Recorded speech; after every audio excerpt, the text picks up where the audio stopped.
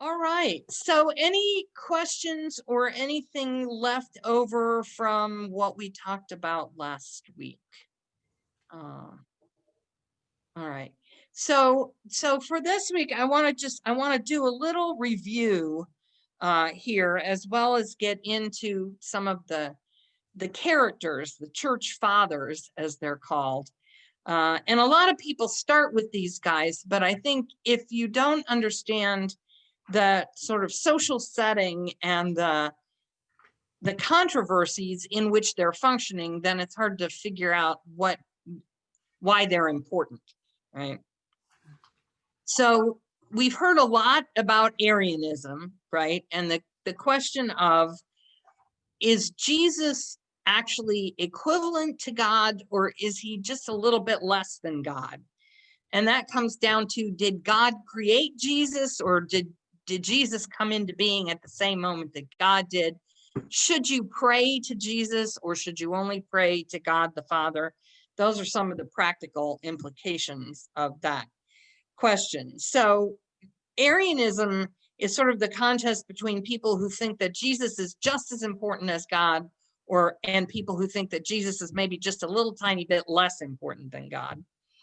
There is also the other side of that equation, which was never as popular, but there certainly were people who represented it, including this guy Apollinarius.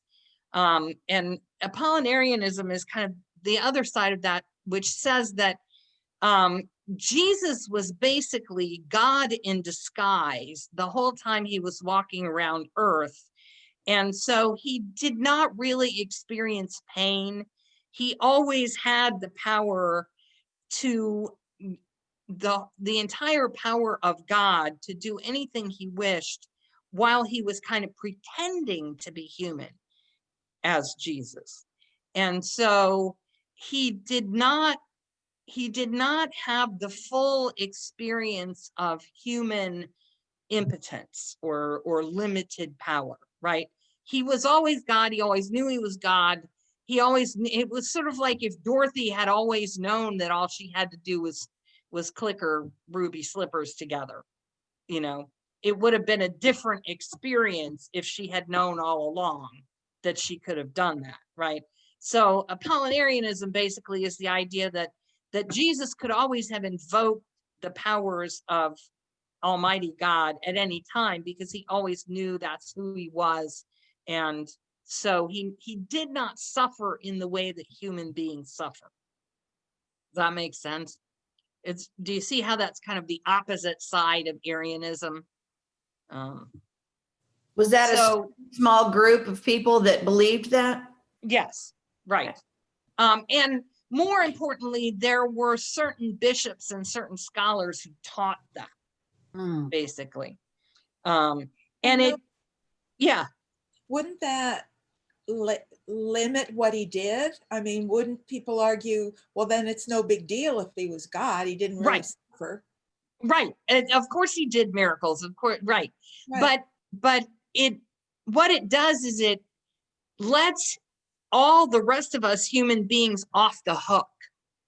Right? Because if Jesus was always God and always knew he was God, there's no way we can do that. There's no way that is then a model for us.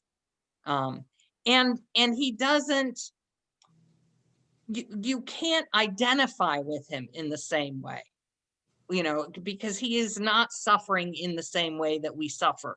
Part of which is the knowing that there's nothing we can do about suffering.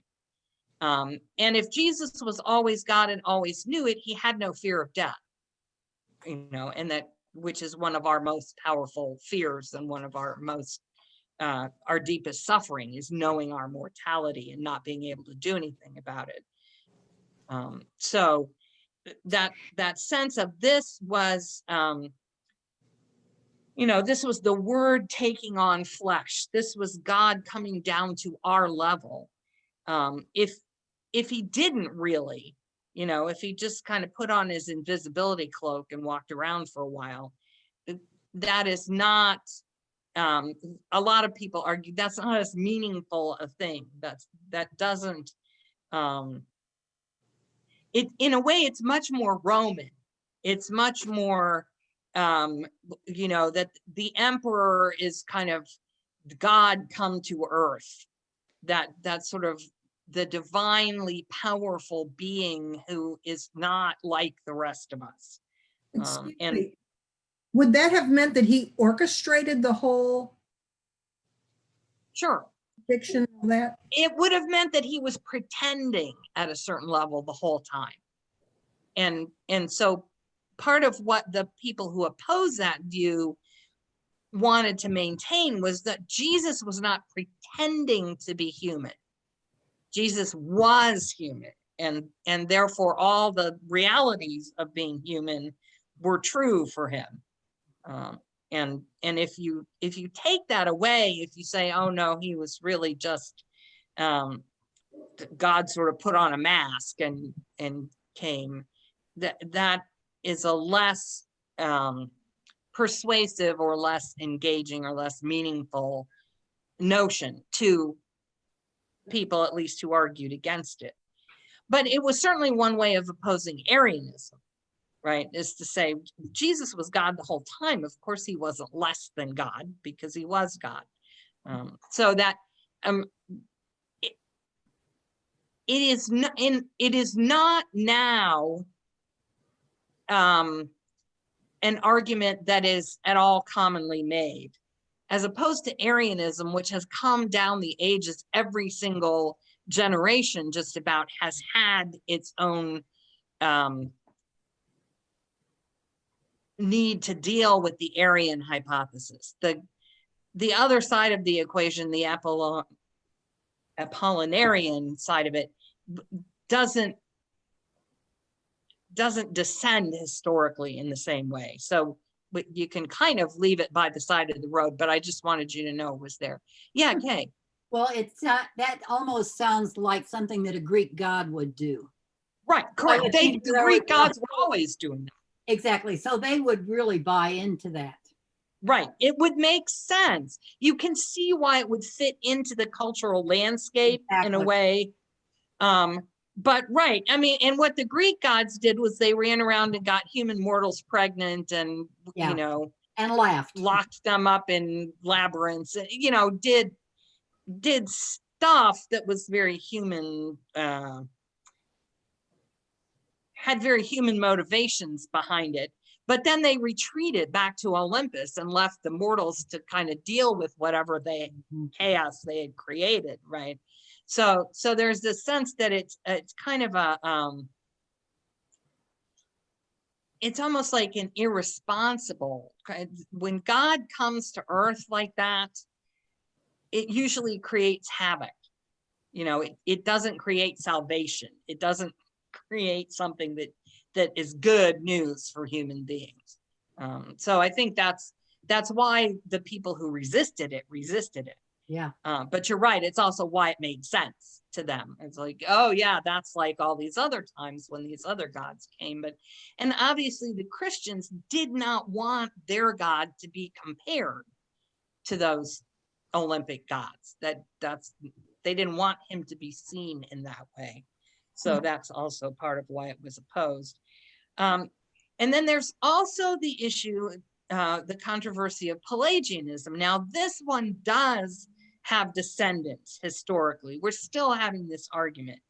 And Pelagianism has to have St. Paul to get started. So St. Paul says, basically human beings who are earthly, mortal creatures who are destined to die need to become a new being, a new spiritual creature who can put on immortality, can become immortal because of the action of Jesus. That if we become participants in what Jesus did, then we leave that old material, corrupt self behind, and we start becoming this new kind of creature, right? And it's only when we start becoming that new creature that we begin to be able to be obedient to God, to be able to fulfill the commandments, to be able to live as God has commanded us to live. And you can see how for Paul, that's an argument with Judaism, right? Because Judaism says, here are the commandments that God has given you. The job of a human being is to live according to those commandments, right? And Paul says, the thing is, nobody's ever done that. Nobody can do that. You know, you as a finite, fallible, mortal human being, you actually don't have the ability to live according to all the commandments that God has given humanity. It's just not possible, right? Even though you are responsible for that.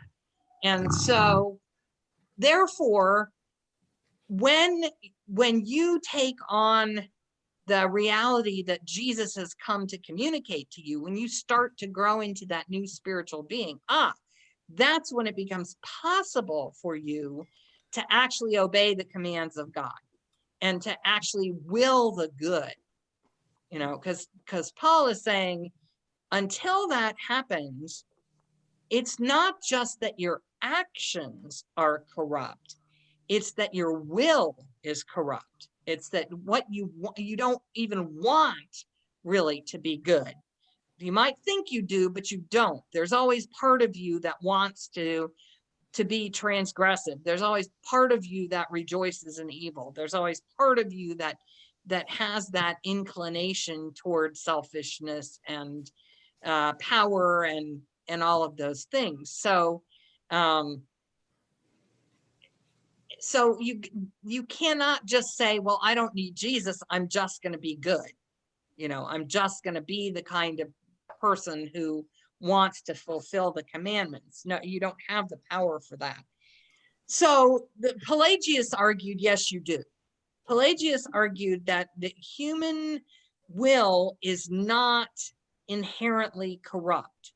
Human will can will the good. Human will can want to be obedient to God. And so therefore, you don't have to be transformed. You don't have to die to your old self and rise again with Christ. You can choose to be a person who is faithful to God and who wills the good. And that Pelagius is going to lose that argument. And the Orthodox Church doctrine is going to become, no, human beings do not have the ability to will the good and pursue the good and fulfill all the commandments. That is something that's just not possible until you have been transformed in whatever way we're going to understand that, and people are going to understand it lots of different ways.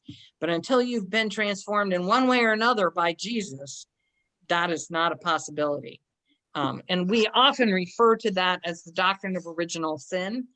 Although original sin is not the only way of describing that. You don't have to trace it back to the Garden of Eden, which is what some interpreters do. And they say, oh, human will is corrupt because of Adam and Eve. That's kind of a later just so story, if you will, a later explanation of this first perception that if you don't have Jesus helping you out, you are not going to be able to be the person that God expects you to be because your will is already corrupt. That makes sense what that argument is about. Yeah, Anna. So us modern humanist Unitarians would kind of go with Pelagianism. We are Pelagians. We are absolutely, yes. Okay.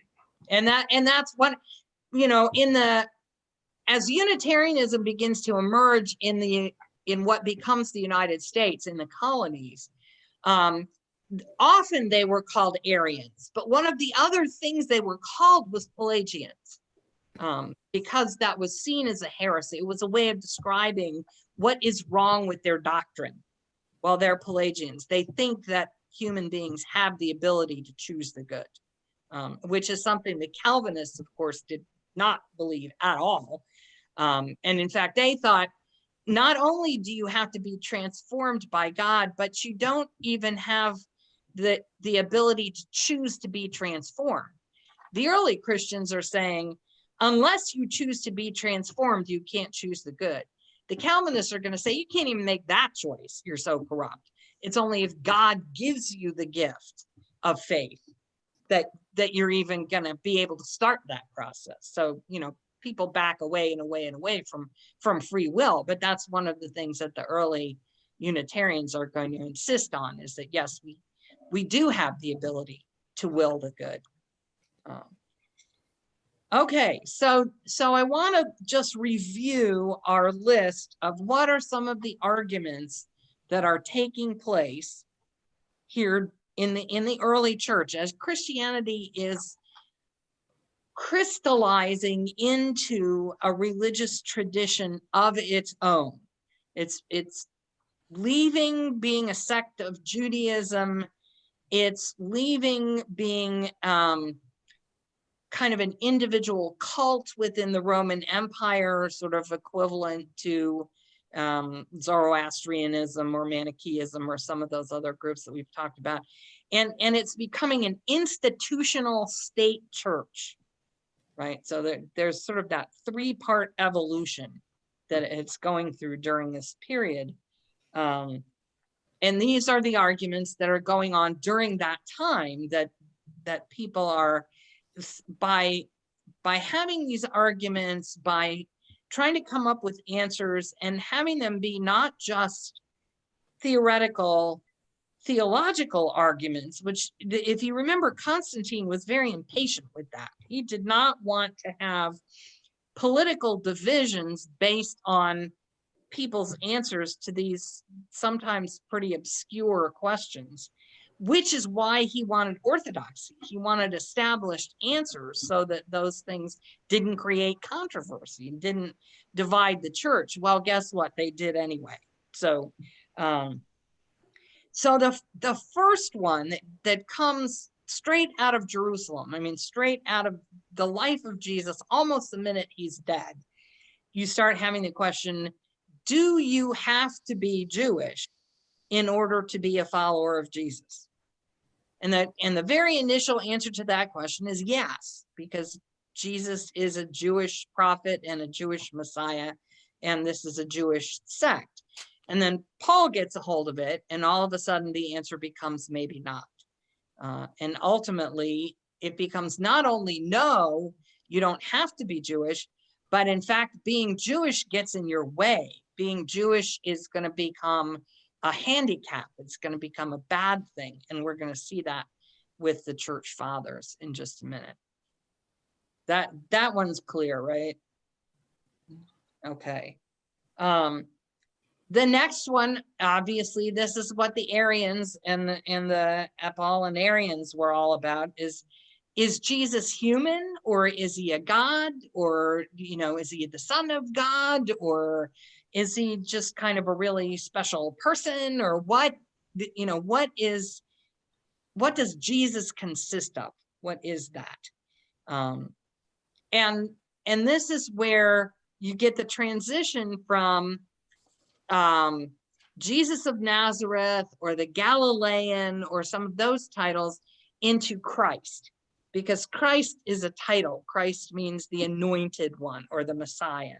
So you go from this person that some of us knew, you know, this teacher that had some ideas, into this cosmic figure who's somehow part of the way that the universe was set up. You know, that when creation was created, that logos, that structure that made the whole thing work was a proto person. And so when Christ comes, he's that logo in flesh, right? Those are two ends of a spectrum of who Jesus might have been. And it's going to be the Christ end of the spectrum that wins out in Orthodox Christianity.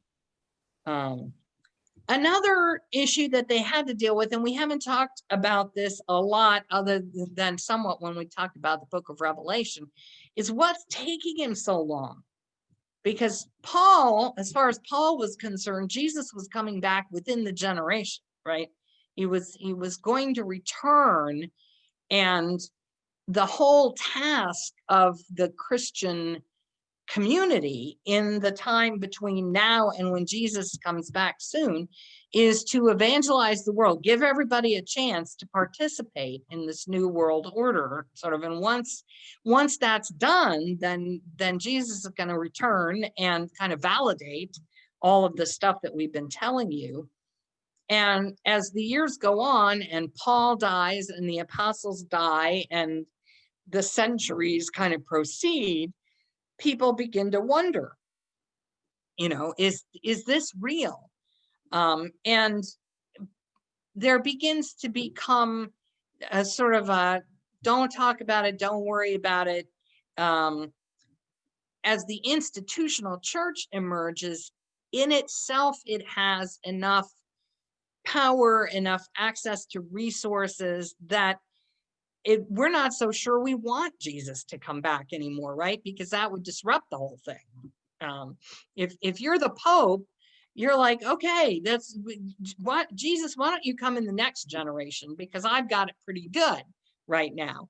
And I've got cathedrals I'm trying to build, and I've got, places where I'm trying to expand the influence, and I have eventually a state to run, I have an empire to run.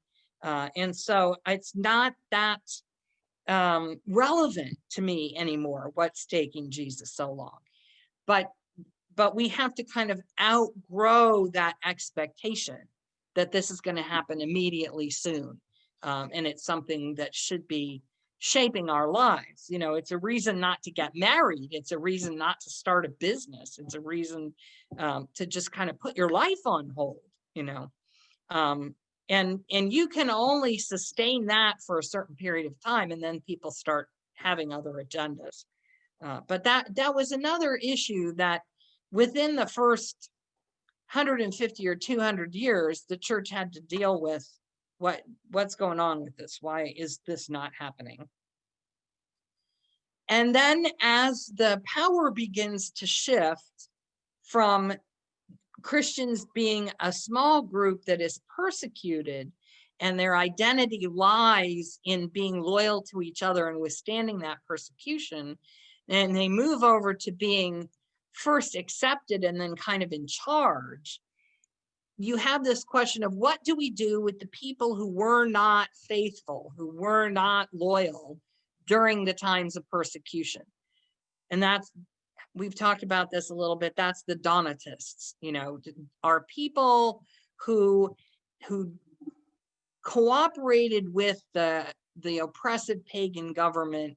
How should they be regarded as Christians? Do they still qualify to be members of the church? Did they still qualify to be leaders of the church? Do the baptisms and the ordinations that they oversaw, are those valid? That whole controversy was very difficult for people to kind of wrap their minds around. Can people choose to be good? That's the Pelagians. That's what's going to come up in terms of how transformative does the church have to be? Or can ordinary people who have not had the kind of experience that Paul had, can we just sort of be moderate Christians? Can we be garden variety, not all in type Christians? And the church is going to want to say, no, you can't do that. Another question that's going to become more and more urgent, and we see this with Constantine, but it doesn't get resolved in his era, but it will get resolved presently, is which of these writings, which of these gospels, which of these letters, which of these texts that we have available to talk about Christianity should be considered scripture. Which of them has authority? Which of them can you appeal to and say, this is how we understand this because it says so in this authoritative text? What are those? And then finally, who is in charge of this institutional church?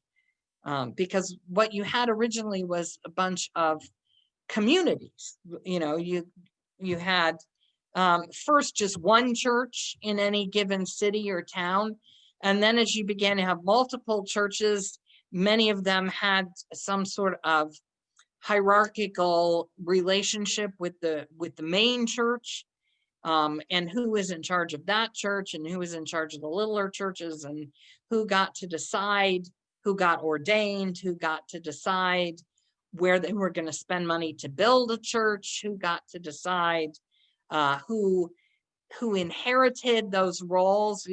If somebody died, who was the next person. One of the developments that we're going to see soon is the emergence of monasticism, and who gets to decide how a monastic community gets organized and how it gets funded and how it gets authorized. So all of those questions are going to be subsumed in that. Okay, who's in charge? And now that we have power, how do we allocate power? How do we go and say, okay, you can make these decisions and this other person can make those decisions, and here's what happens if you disagree. All of that kind of structure has to be created, and it's going to become much more urgent once the persecution goes away, because as long as you're a minority, as long as you're always, even if you're not being threatened in this moment, there's always the possibility that the next Roman governor is going to come in and say, all you Christians hand over your scriptures, or all you Christians, we're taking over your church building, or whatever. When you're in that threat position, it's easy to get everybody to cooperate, to stay together, and the common enemy kind of unites you. And even if you're not under direct persecution, just the fact that you're different and you know the truth and you're going to survive into the next age, and all those stupid pagans are not, even that is kind of a unifying force. It's a little like the Christians as QAnon. They know the conspiracy that's actually guiding the way that history is unfolding, and all of these other people are just ignorant, and so we're special, and so we stick together. Once you're in charge of anything, once you have resources and power that can be distributed, then there's lots of arguments about who gets to make those decisions and who gets to have those resources and who gets to be in charge, right? So does that make sense? All of those issues that are kind of shaping the early Christian church at this point. All right. You have an assignment. Everybody has to come up with a question here, so I don't have to talk all the time.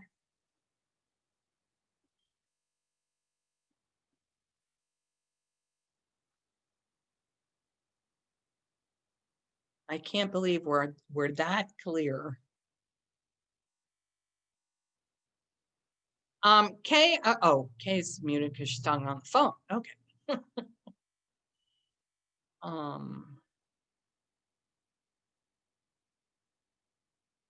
All right. Sorry, that was my son. My way. Yeah, no, that's fine. I just, for a minute, I thought maybe you were talking and I couldn't hear you because you were on mute. Oh, no, no, you had asked for questions. It Yeah. just seems to me that these are the growing pains of any organization. These are organizational problems more than Right. belief questions.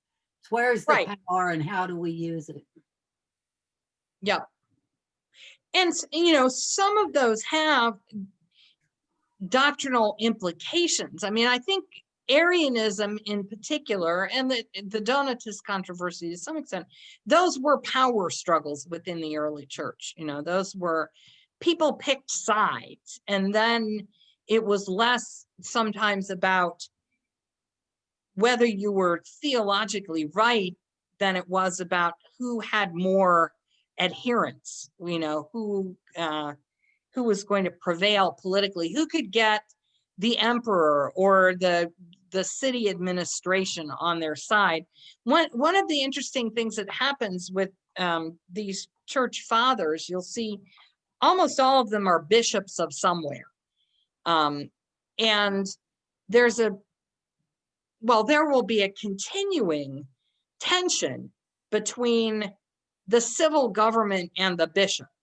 You know, even once Christianity is the state religion, there's still the agenda that that someone would have as the civil leader, you know, trying to keep the peace and trying to make sure that they could defend themselves militarily and trying to make sure that they had crops to feed everybody and stuff.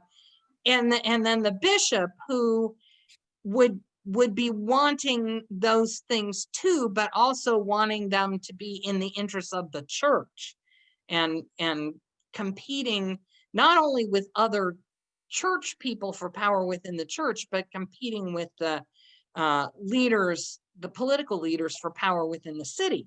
So you sometimes see that the governor or the administration of the city would throw a bishop out of the city. They would exile the bishop because there was some sort of quarrel between the governor and the bishop.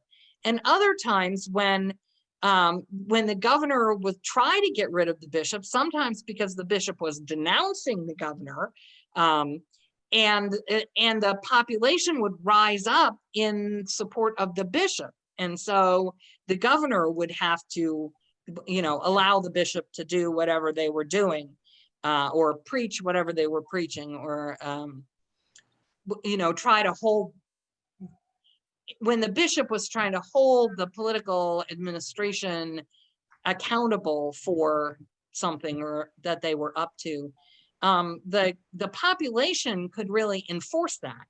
And particularly if there were eloquent preachers, you know, who could stir up the population and say, you know, oh, this is terrible what the governor is trying to do to our beloved bishop, basically. Right. So there are growing pains within the institutional church, and there's also this competition between the church itself and the political powers that be, so to speak. Kendall, Yes, Peggy. I would think that any discussion or debate or difference in church doctrine is going to be inherently political, because by its very nature, it's really about who has the power to say this or that. Right. And that's inherently political. It's impossible to leave politics out Absolutely. of any doctrinal discussion. Right. Because once you have an institution, everything within that institution is political. Yes. Right? And so there's a period of time in the early church when a lot of different ideas are kind of growing and flourishing in different places. And as long as the church is not a particularly political institution, there's nothing at stake. You know, in 200, the church has nothing that anybody wants, right? And so if the Bishop of Alexandria says something different from the Bishop of Antioch, whatever, you know, I mean, and nobody knows how to frame that argument. Nobody knows how to say, well, this bishop is more important than that bishop. And so lots of different people are teaching and writing lots of different things. You could call it tolerant, but it's really not tolerant so much as it is just disorganized. You know?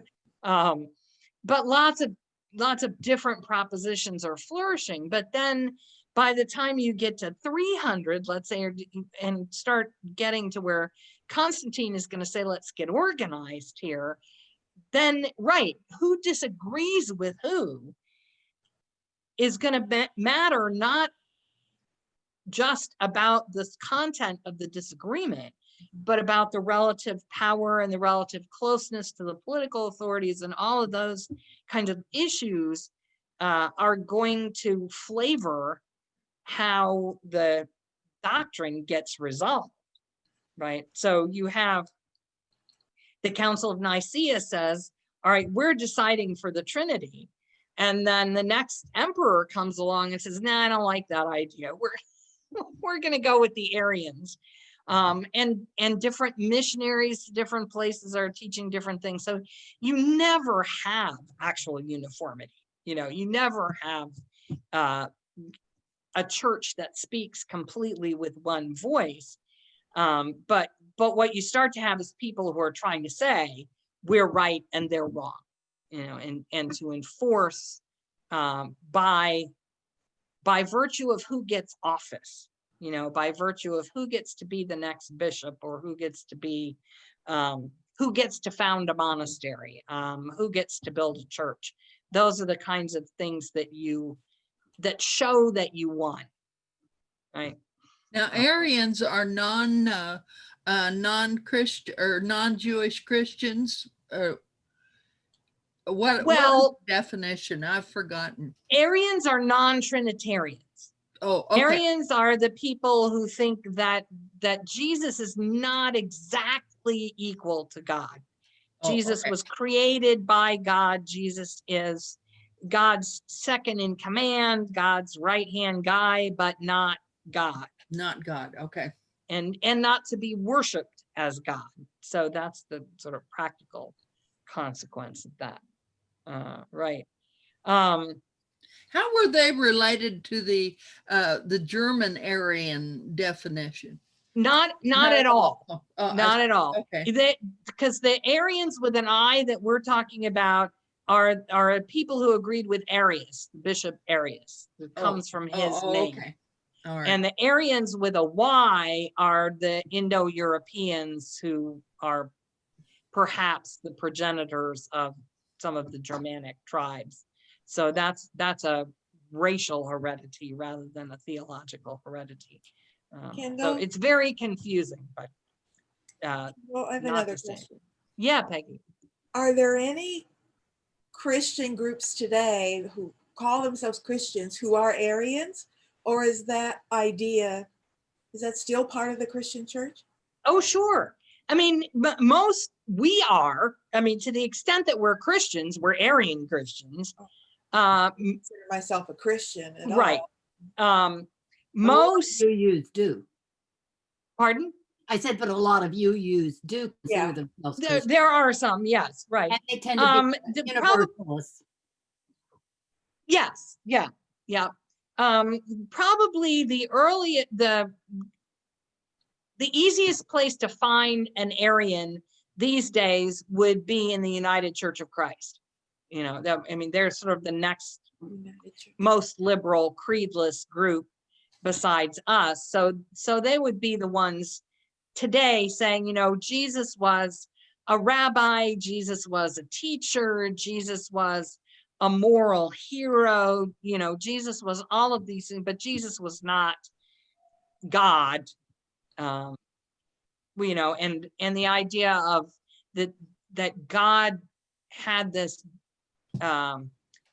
vengeance against humanity, and so had to come and die and be sacrificed, you know, that if you reject that whole scenario, you're probably an Arian. And there are lots of Christians. Now, if you said to them, are you an Arian, a follower of Arius, they might have no idea what you're talking about. But in fact, if you explored their theology in detail, you would find that in fact, that's what they are. Yeah, in fact, it was my old church, the United Church of Christ, UCC. In fact, sometimes they will say that they will describe UCC means Unitarians considering Christ. Right, exactly. Right. But if the church uses the Athanasian Creed or the Nicene Creed, then they are, at least in theory, not Arians, right? So that would be a giveaway to say, okay, if this church is using one of those creeds every week, then what they're saying is that we do not institutionally identify as Arians. Now, could you find some Arians in their pews if you could really explore the theology of individuals? Probably. Would they know that that's what they are? Probably not. Would they know that what they believe is a heresy? Probably not. You know, I mean, people are much less attached to these identities in the present, but they do persist. Right, right. I have another question about so the first Christians were Jewish, the very first ones. Right. And then Paul said, you don't necessarily have to be Jewish to be Christian. But when did anti-Semitism come in, into the picture, which is sort of flips the whole thing over on its side again? Exactly. And it's going to emerge. We will see that with one of our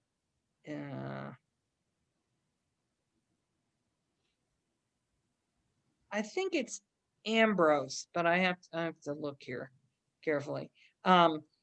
It begins with the church fathers. It begins with these bishops in the 4th and 5th century, and their preaching, because we talked a little bit about how once there was the transfer from over to Constantine, and Constantine's going to make this the civil religion of his society, and he builds this new city in Constantinople. And the next two emperors, although they are Arian Christians, they are Christians. And then you get Julian. Remember Julian? We talked about him last time. It's the one last gasp of paganism, right? So he becomes emperor when his uncle, I think, dies. And he's emperor for like not quite 2 years or something like that.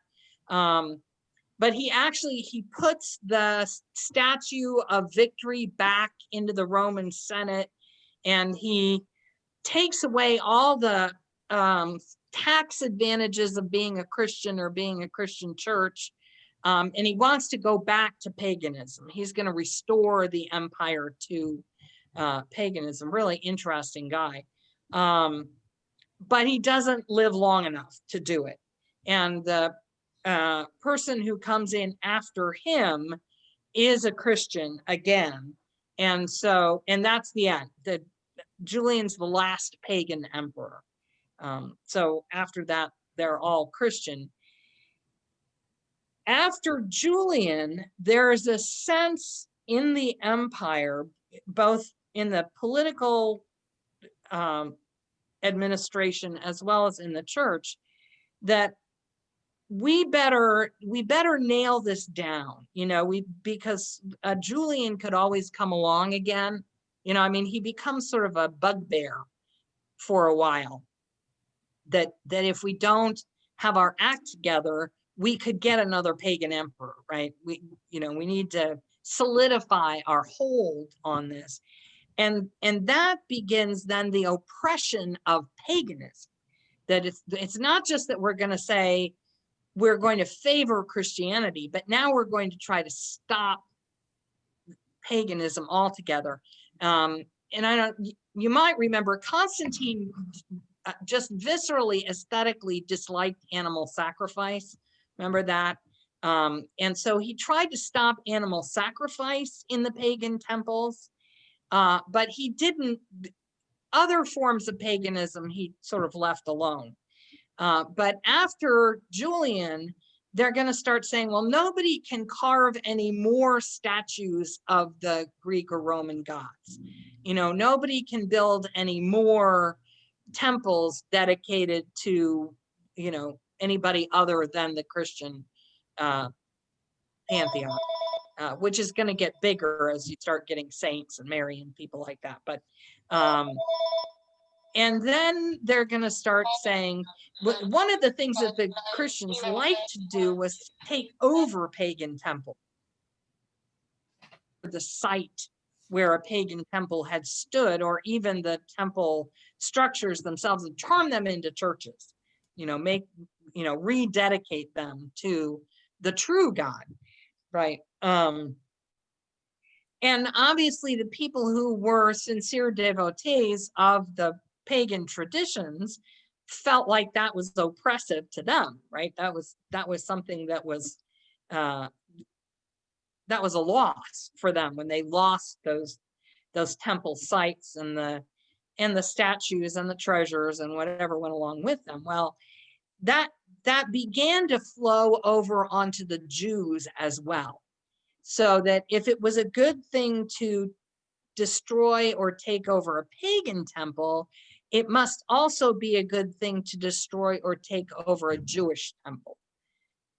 It sort of became an extension of that process. So it was through the idea that in a Christian community, in a Christian administration, you wanted to depress paganism as much as possible because it was potential competition.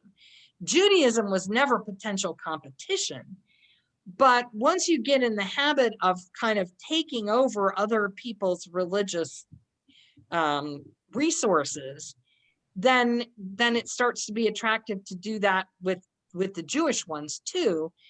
And the preachers began to justify this by saying, well, these are the people who rejected Jesus, right? These are the people who had the first shot at it. These are the people that the revelation came to first. And anybody who's Jewish today is obviously has rejected this news, has rejected the Messiah, has said no to what we understand to be the unfolding of history.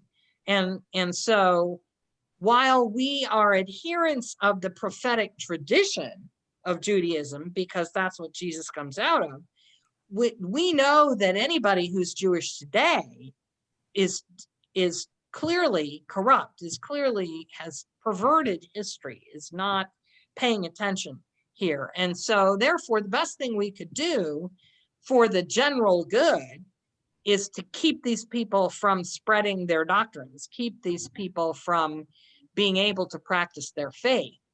And so they began to seek to disempower Judaism and to develop this claim, that not only are these the people who rejected Jesus, but who are we? We're descendants of the Roman Empire, right? And so we would like to think well of ourselves in this historical bargain. So we don't really want to take a lot of responsibility for the Roman administration being the people who killed Jesus. So who killed Jesus? Oh, the Jewish community that had rejected him, the Jewish authorities that handed him over to be crucified, right? It's really their fault, right? If they hadn't handed him over, the Romans would never have crucified him. So they begin to develop that sort of narrative about how not only are present day Jews not with the program, but the Jews in the time of Jesus were the ones who betrayed him. And those are sort of the roots of the anti-Semitism that will eventually characterize the whole Western church. Does that make sense? Anybody else have a question before we move on? Okay. Anna, yeah, unmute yourself. It seems like a much more effective way to centralize power and thought by eliminating other power and thought. Sure. I mean, you look back at what the Romans did by allowing the Christians and the Jews and all these people to just do their thing as long as Right. they came out to the parades. That was Right. very open-minded and naive, but this centralized Christian thing is very conniving and effective. Yeah, right. Well, it is for a period of time.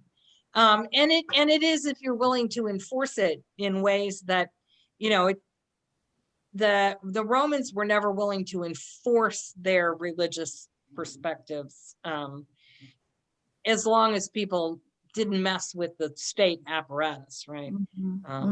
So yeah, I mean, I think that the Roman policy of toleration enabled them to build as big an empire as they had. Right. I don't think the Christians would have been able to collect all those people together in their intolerance. But once they had them, then they were able to spread their doctrine. So yeah, yes, Peggy. Yeah, I was just going to say, I think you just said it again. I think the smartest thing they ever did was appropriating the Roman Empire. Right. Because that's really what they did. They just stepped into, the work's all been done. Right. And it's this powerful empire. And all we have to do is just move a couple of words around. Right. We are the Roman Empire. I mean, it's really quite brilliant. All we have to do is kind of change out the statues in the temples. And yeah, simple thing. Right. Exactly. And then we're in charge, and we're going to be we're going to pay more attention to doctrine and hierarchy than the Romans did. And that's how we're going to try to stay in charge. This political power was in place, and they didn't have to earn that. They didn't have to do That's anything. right. They didn't have to build the administrative process. And in fact, what happens is just about the time they take over, the whole thing falls apart. You know, I mean, it's like, it would have been very interesting if Julian had, let's say, a 20-year reign instead of a 20-month reign, and then had a successor or two who was also interested in restoring paganism.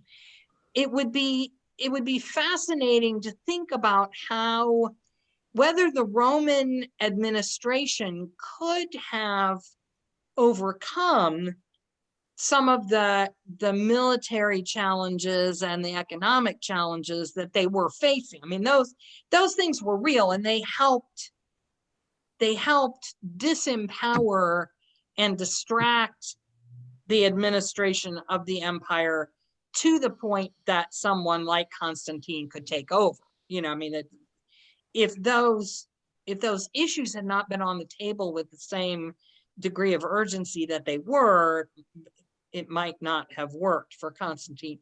But even suppose that we'd had Constantine and his successors, but then there had been a real, 2 generations of return to pagan Roman citizenship, let's say. Can you say something about what the term pagan really means? Because today it seems like they use that term just to mean anybody who's not Christian. Right. They're pagans, but clearly that's not what it meant. Well, there are 3 words that can be synonymous and can also have subtle differences. You can have pagans, you can have Gentiles, and you can have heathens. Okay. So St. Paul understood himself to be the missionary to the Gentiles. Well, a Gentile is anyone who didn't start out as Jewish, right? So there are a lot of Christian Gentiles that both pagan and heathen basically mean the same thing. They mean country people. They mean people from outside the city. And so as Christianity began to, started as a very urban kind of phenomenon, started in the cities. So the pagans were those people who were still out in the countryside, worshiping their rivers and their mountains and their, goddess of the hearth and the various different, and because Greek/Roman civic religion was so variable. You know, it was hard to identify it. It's like when the British went to India, you know, there were so many thousands of little local cults of people worshiping, you know, sometimes a variation of maybe the same God with the same name and sometimes not. They couldn't figure out what to call that thing that wasn't Christianity that they were walking into, right? And eventually they called it Hinduism. And all that means is the religion of the people who live by the Indus River. You know, I mean, it had no theological content, right? So paganism was for that era was the term that Christians used for anybody who wasn't Christian. And by that, in general, they meant adherents of the Roman civic religion, because that's where they were. That's what they were surrounded by. Now, heathens will become after Christianity is kind of pretty much taken over the Roman Empire. There's still going to be outposts in Britannia, in Germany, and, you know, in these way out of the way places of people who live on the heath. You know, that's what a heathen is. And they're going to still be practicing their what we now call the indigenous traditions of pre-Christian Europe. So those nature religions that again were very variable. You know, I mean, what you found in Scandinavia and what you found in England, or what would become Scotland, or what you found among the Northern Goths and stuff, they had some things in common, as indigenous nature worship has things in common, but they weren't the same. You know, I mean, the one tradition would not have said, oh yeah, those are my same gods in another tradition. So these have always been basket terms that were used by Christians to describe everything else, basically. Does that help in terms of what we're talking about? Yeah, Elle. So, but didn't Christians, I think Jews probably did, also take on some of those pagan? Oh, you bet. Right, of course. Yeah. Now, one of the things Christianity was really brilliant at, and you know, we've seen this with the Roman Empire, that they kind of just absorbed changing the Sabbath from Saturday to Sunday. Right. A lot of what come to be characteristics of Christianity, especially in practice, are things that they borrowed from Rome. You know, and you know, there's a few things they borrowed from Judaism, and then there's a few things they borrowed from Zoroastrianism, but they put this thing together out of pieces that were lying around, and they're going to continue to do that. I mean, this is why with what we have seen emerge now as important characters are martyrs and bishops, right? Those are the two people we know about. That we have the bishops who are writing these stuff. Well, of course, we have the gospel writers and the people who are writing these letters, Paul and the other letter writers. But in these generations that we're talking about, like from 150 or whenever you want to say the last of the scripture text is written, up through the fall of the empire, let's say, the most important characters are the martyrs and the bishops. We're not yet having saints in the way that the later church is going to look back and say, oh, that guy was a saint and that other guy was a saint. Now we're going to start calling them saints. Originally, they were martyrs or they were teachers and bishops. And saints are going to become important precisely because as Christianity spreads beyond what was the Roman Empire, the local gods and goddesses are going to be transformed into saints. They're going to be co-opted into the Christian tradition. And all of a sudden, the Catholic Church is going to find itself with so many saints, they can't even give each one a day. You know, I mean, we got to have All Saints Day because we got too many. And that wasn't, it wasn't like the church in 250 said, oh, we're going to start having a calendar of saints. It was something that happened, and then they had to kind of look backwards and justify it, you know, read into the past history, something that was happening anyway much later on. So, and they did that with holy places too, you know. Oh, you have a well to Saint Bridget. Okay, we're going to build a cathedral there. You know, you have something that's the grove that's sacred to Odin or something. We're going to build a monastery there. You know, that there, any place that had a cultural heritage of sacred space.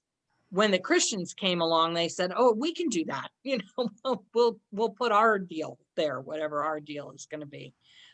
So yeah, they were very good at just absorbing whatever was already in the culture and turning it into a Christian identified, that's sort of like candy canes make the shape of J for Jesus. You know, I think that's a look. There's this big, I mean, if you have occasion, as I do sometimes, to look at Christian websites, one of the things I've noticed recently is that Christmas, one of the things that they talk about is how the candy cane is the shape that it is because it's the J for Jesus. Who knew? Right. But right. Exactly. isn't it that shape for the staff? Like you walk with it, like Yes, it's Or- a cane. It's a cane. No, Yeah. I think it's that shape so you can hold on to it is my sense. But Yeah. what I'm saying is that Christianity has reached out and taken that cultural phenomenon and Christianized it, you know, absorbed it into the vocabulary of Christianity. opportunistic. Yes, very opportunistic. Yes, willing to do that all the time.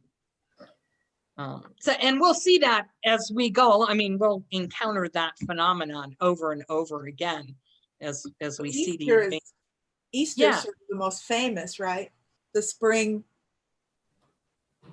festival is now. Oh, Easter, celebrated. sure, right. Easter. Well, and I mean, I think Christmas is the most obvious because we know that Saturnalia was the, you know, December 25th, which at one point was the solstice, you know, before the calendar got changed.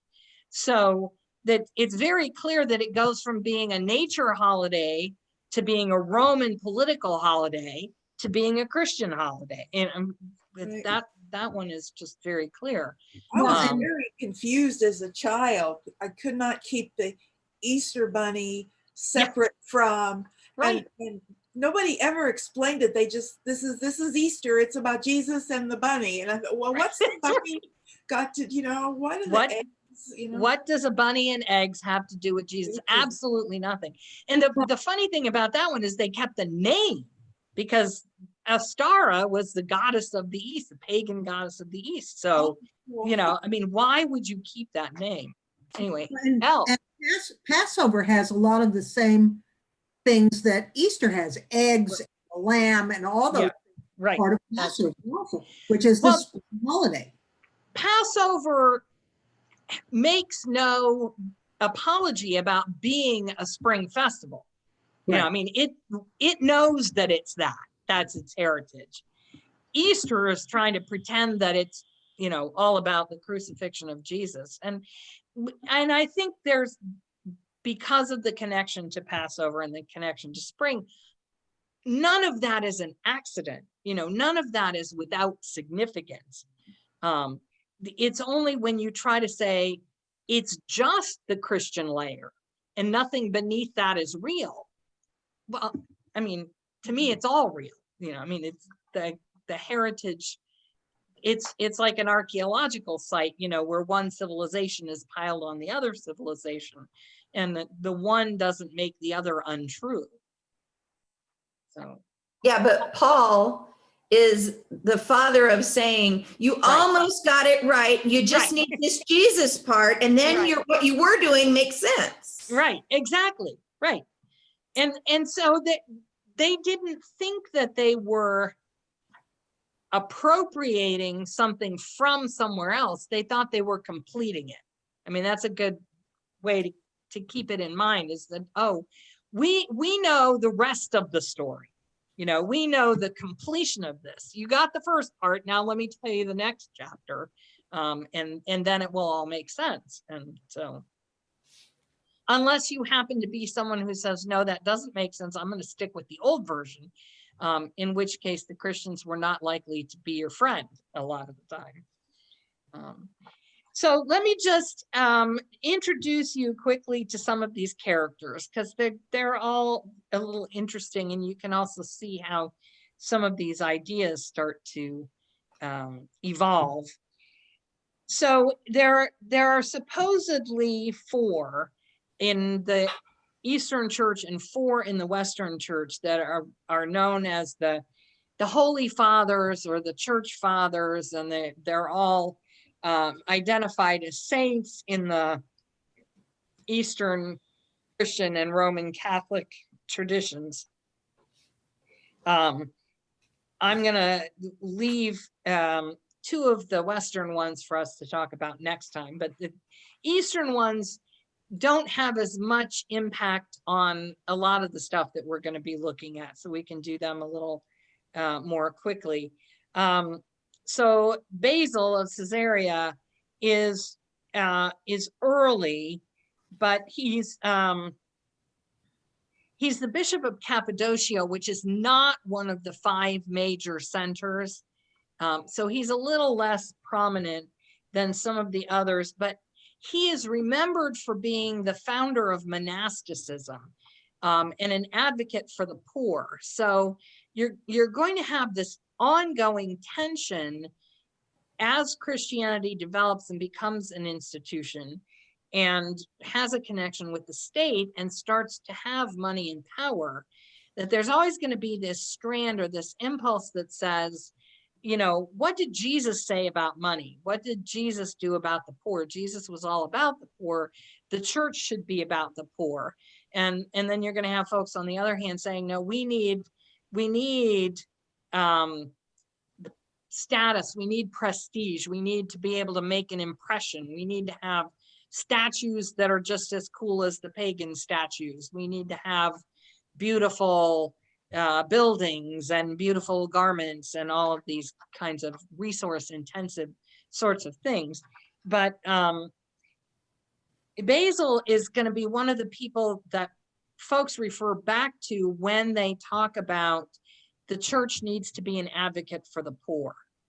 So Basil, as bishop, he's on the Trinitarian side. He's an advocate for Nicaea, which is both Jesus as God, but also the Holy Spirit. And we'll see that in one of his contemporaries even a little more. But what's significant about him is that he gives official sanction to the idea of Christian monasticism.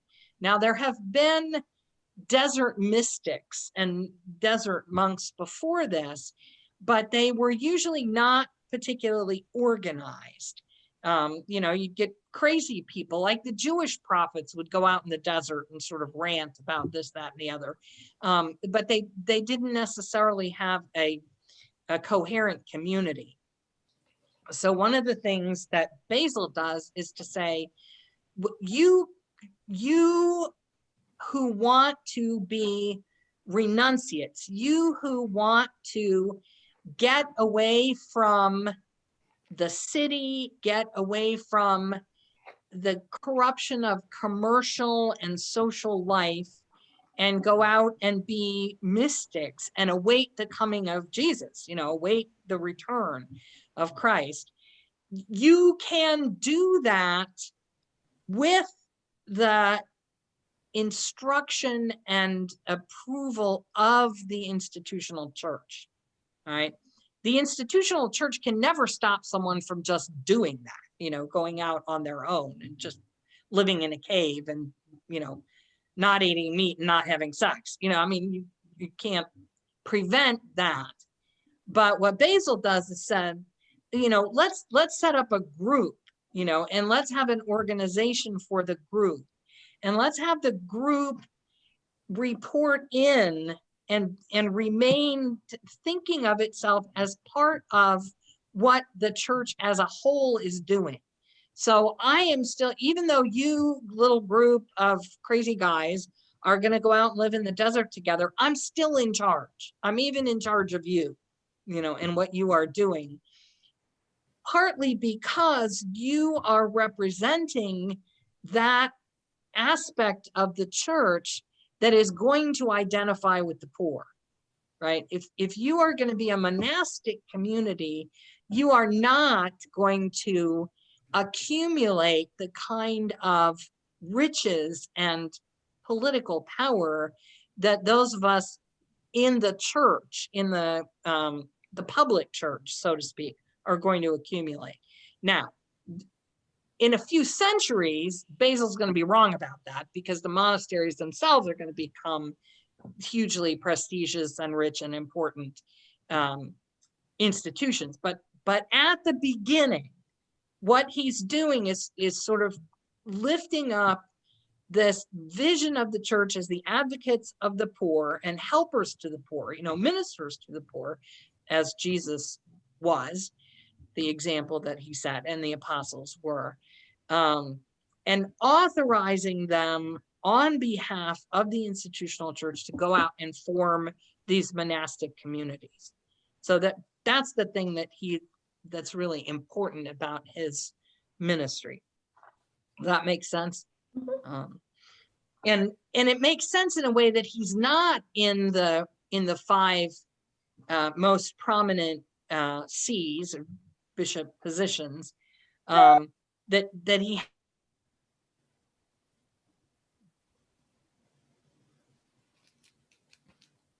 not in the center enterprise of monastic life. Okay, then you have Athanasius, and his name should be in our heads already because he's the author of the Athanasian Creed, which shows you that he too is a Nicene, someone who is an advocate for the Trinity and an opponent of Arianism. He is important because he is the first person to make the list of all the books and only the books that now constitute the New Testament. So he suggests, here's my list of what I think are the authoritative scriptures, and that's the one that we still use. And he also, he introduces or he popularizes, I should say, the concept of what's the canon, what's orthodox, what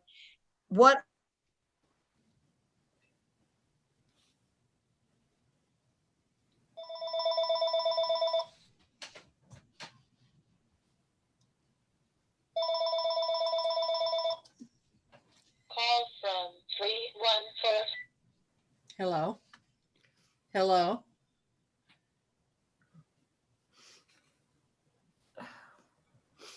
I think we lost Kendall. Is Kendall frozen for everybody? Yeah, definitely for me. Me too. Yes, Rayanne, can you mute yourself? I thought I did. No, I didn't. Well, I'm not sure what we should do. I'm just gonna hang. She's redoing it. She's coming back in. Mhm. Uh-huh. Yeah, she'll get back in. That's really the only thing to do in that case, I think. Yeah. That may I not wonder if be. she can tell. I wonder if we look like we've frozen to her. It happens a lot when I'm running a group that they'll think I froze when they froze. Ah, Here she Well, is. I always assume it's somebody else's fault. Hey there, sorry about that. For some Go reason, back. my internet just dropped me for a minute. The last thing I heard was popularizes the concept of the canon in Orthodox writings. Right, exactly.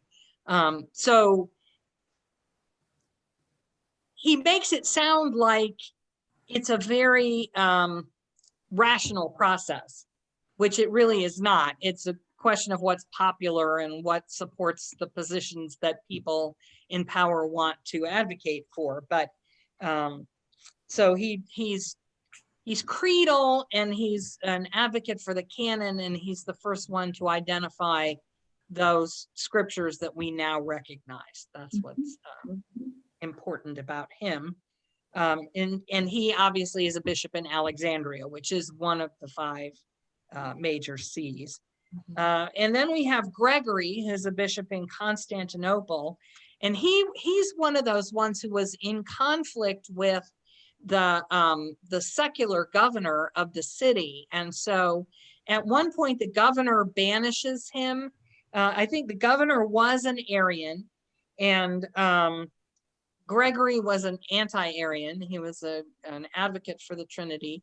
So he comes into Constantinople. He's appointed as bishop, or sent there as bishop, really, by the other sees, saying, you go be bishop in Constantinople, straighten that place out. So this is obviously after Constantine, and Constantine's heirs, as you remember, were Arians. And so the Orthodox are sending Gregory in to try and stamp out Arianism in Constantinople. And so he initially gets banished by the governor, and then gets called back because the governor gets in such hot water with the people of the city. They liked Gregory, they liked his preaching. He called into question the behavior of some of the officials of the empire. So he challenged the political power structure, and he was very popular with the people. And so there was this kind of back and forth between, was he the bishop or wasn't he, depending on, and the emperor had a lot of clout, obviously, with the governor of the city, who was the one that technically threw him out, but obviously he couldn't have done that without the approval of the emperor. So there was a lot of interesting political back and forth. Anyway, he gets summoned back by popular demand, basically. And the interesting thing about his theological contribution is he was very interested in the Holy Spirit as part of the Trinity. So his whole thing about being opposed to Arianism was not so much about defending Jesus as it was advocating for the Holy Spirit as being a real entity that was God, that was divine, and that was present in the world currently. Because the idea is that, God created the world, and then Jesus was here for a while, and now he's gone, but the Holy Spirit is here now. And that's the part of God that is present in current events. And so Gregory was a big advocate for that idea of, it's not just God and Jesus, it's God and Jesus and the Holy Spirit. You got to have all 3. And then finally, John Chrysostom, and he was a character. He was a bishop in Antioch, which is another one of the 5 major sees. He may have been pretty much of an Arian. He was pretty cagey about it. He didn't really want to say, because he didn't want to get in trouble, but he certainly was not an anti-Arian. And so he may have been an Arian himself. The 2 significant things about Chrysostom is, first of all, he was a prolific writer. He wrote more than anybody other than Augustine about church doctrine, in letters, and in liturgy. So he was one of the designers, the major designer of the Eucharistic liturgy, the communion liturgy that is still today used in the Eastern Orthodox churches. It goes all the way back to him. So he wrote hymns and as well as theological essays and stuff like that. He also was a huge opponent of homosexuality.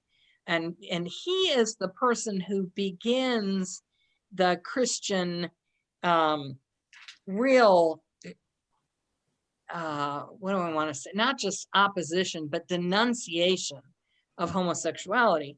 And it makes a certain amount of sense culturally because homosexuality was quite tolerated in both Greek and Roman culture. It was not a big deal, and the Jews didn't like it. The expatriate Jews who lived in those pagan cities, and it becomes an issue. Paul didn't like it either because Paul didn't like sexuality of any kind, actually, and so it becomes a way of differentiating. You know, when Paul says you don't have to observe the Jewish law, it can also kind of come with it, but don't eat meat sacrificed to idols and don't practice homosexuality. You know, that in those ways we distinguish ourselves from the pagan Roman culture. You know, so it's sort of you don't have to be circumcised, you don't have to observe the Sabbath, but could you not eat meat sacrificed to pagan idols, and could you not do this homosexuality thing? So it was sort of marking off a territory for Christian identity to distinguish itself. But John Chrysostom comes along and says, this is exactly why the Roman Empire is disintegrating, okay?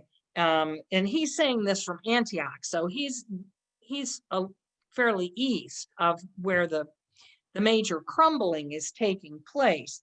But he does, so he dies in 407. The first sack of Rome is 410. You know, I mean, he's not that far from the actual disintegration of the Roman Empire. And who knows what his personal issues were, but he just preaches again and again and again and writes again and again and again about how corrupt and unacceptable to God it is for people of the same gender to have sex. He's just not having that at all. And he kind of sets the stage for that to become a social doctrine of Christianity for quite some time to come. So a lot of people who support that perspective look back to John Chrysostom and some of his arguments. Okay, so those people are all in the East. They're in sees that will become part of Eastern Orthodoxy when there's a split between the East and the West. The two in the Western part who will be influential, but not, we won't focus on them as much, are first of all Ambrose. One of the cool things about Ambrose, he's in Milan, which is one of the places one of the places where the empire holds court besides Rome. He was a Universalist. We believe that he thought that there might be punishment after death for people who were wicked pagans, but everybody, he thought, would when the second coming happened, that was going to include everybody. He was also, however, one of the ones who encouraged the emperors after Julian had put the altar to victory back in the Roman Senate building. Ambrose was one of the ones who campaigned to have it removed again once Julian was gone and they had Christian emperors again. He also was one who began and popularized the idea of the perpetual virginity of Mary.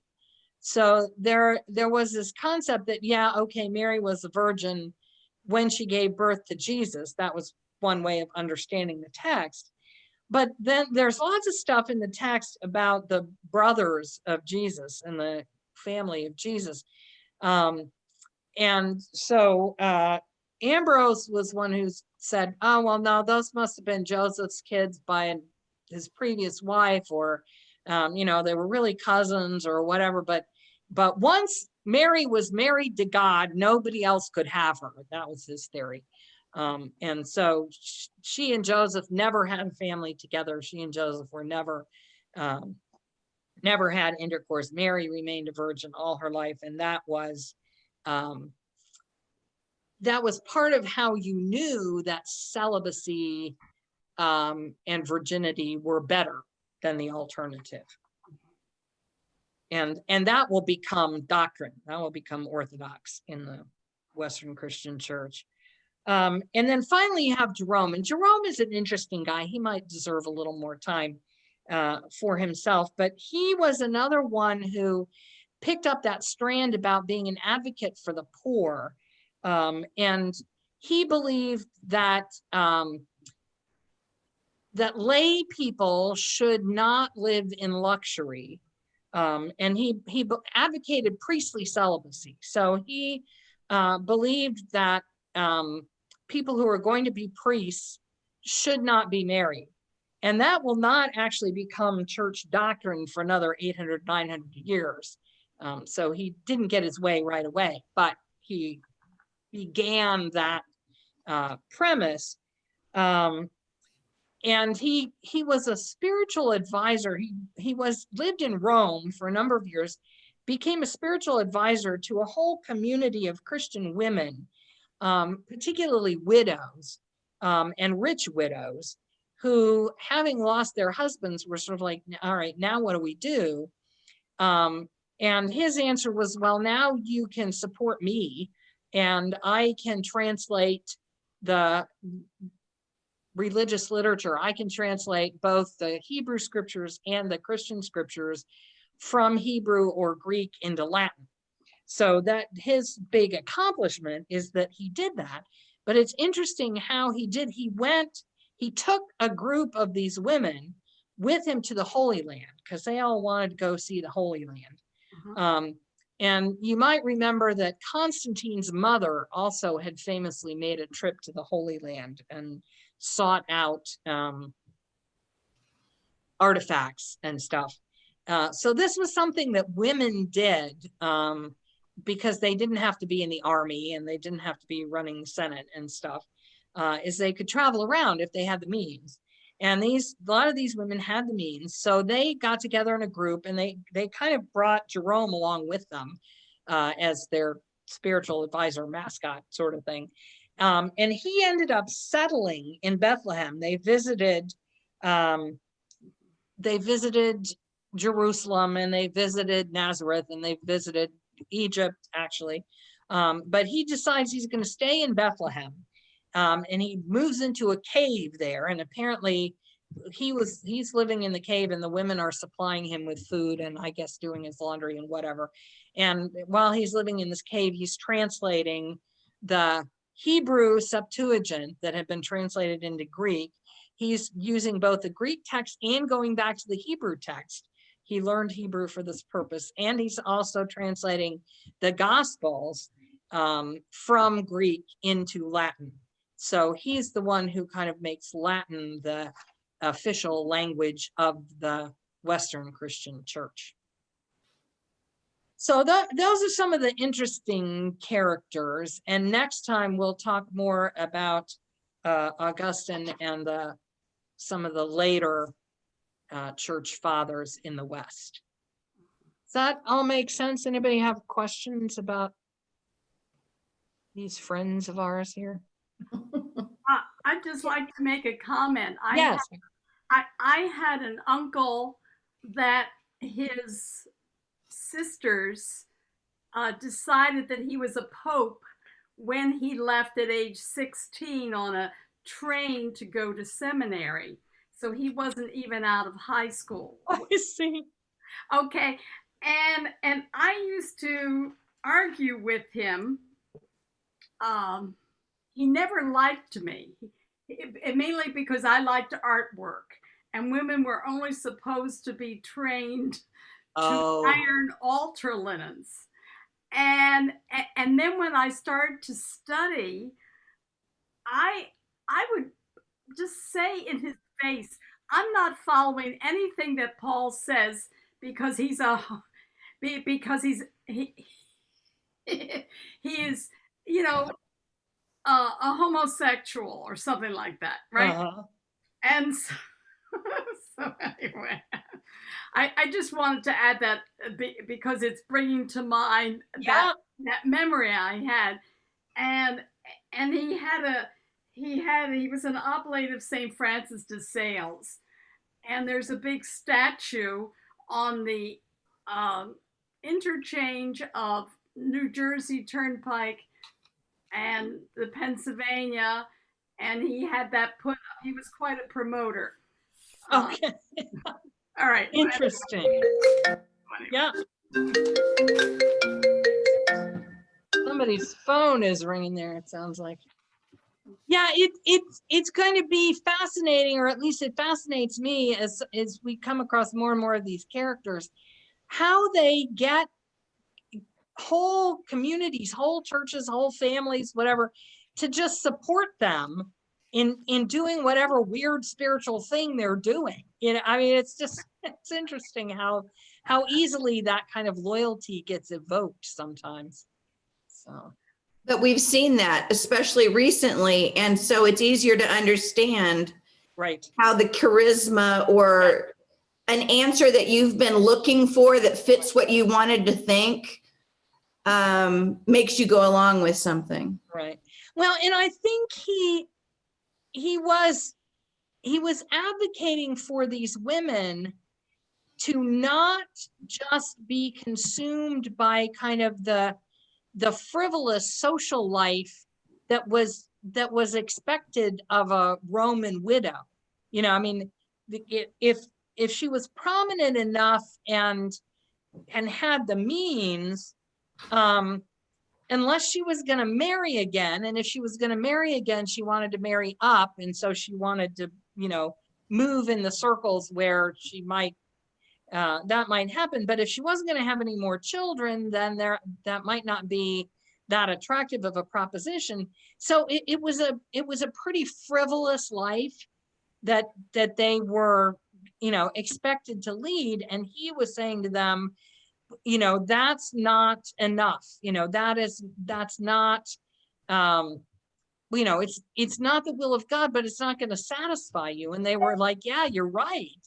And so him inviting them to put aside all the jewelry and the, you know, status stuff and become more interested in deeper spiritual things, I think was an appealing invitation to a certain group of people. And especially, you know, if what they wanted to do was go travel and see, you know, other places and kind of expand their horizons, I think they may have been pretty cool women. But it's interesting that one of the things they chose to do is kind of haul him along with them and take his advice. All right, well, thank you everybody, and I will see you all next Wednesday. Bye-bye. Thank you. Thank you so much, Kendall. Thank you. Bye-bye. Bye.